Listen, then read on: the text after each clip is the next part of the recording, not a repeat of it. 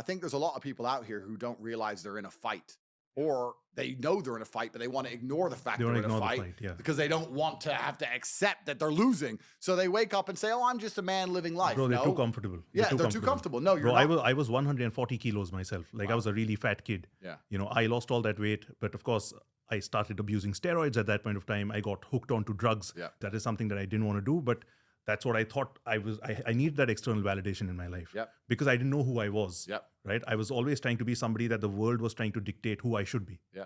But I had an awakening of sorts myself. Okay. And it was fairly recent. And I just transformed into another version of myself where I was able to actually see that this is how this version of me will sabotage a perfectly good situation. Yep. I had to sit and discipline myself. I had to be an older brother to my younger self. Yeah. I had to do that all the time. I had to become a future version of myself in the present moment by offering gratitude for already becoming who I always knew I could be. Yep.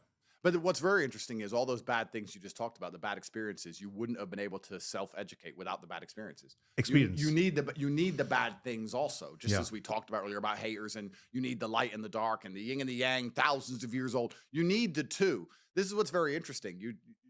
The point you made is very, very, very pertinent.